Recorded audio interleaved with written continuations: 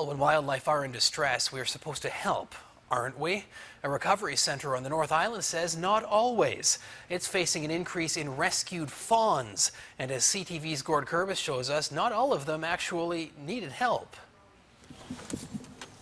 A tiny fawn leaves the security of its shelter to get ready for the latest in a seemingly endless series of feedings. We're feeding them 5 times a day right now, so that's also labor intensive. You know, when they first come in, they're very difficult feeders. Right now, staff and volunteers at the Mountaineer Avian Rescue Center are nursing 7 fawns back to health.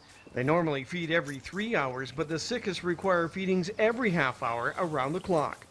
Huge amount of work, huge expense. When you have 7, each one is drinking a liter of goat milk a day, and by the time we fortify that goat milk, if anyone's bought it, it's about 3 times the amount. The fawns will be stabilized here before being transferred to another facility in the valley where their care will continue until they're around 6 months old. The expense of feeding 7 fawns, of course, is multiplied. We're buying about 6.5 liters of milk a day for these fawns, and so that can get quite expensive. Plus, we're adding other supplements and trying to make it more digestible for them as well.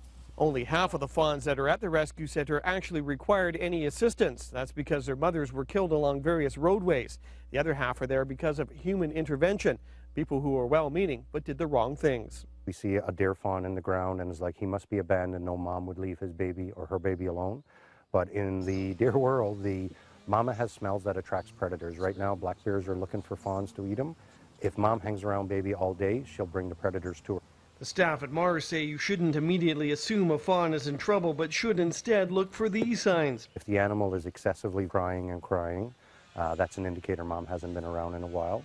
If the animal's laying on his side with his feet outwards, that's a sign that he could be having some stomach troubles. You're encouraged to call them before taking any action. And you can always give us a call at 250-337-2021, and we'll have a discussion whether it's best to take him into care or it's a normal situation that he should be left out in the wild. That number can also be used by those wanting to make a financial donation. Gord Kurbis, CTV News, Merville.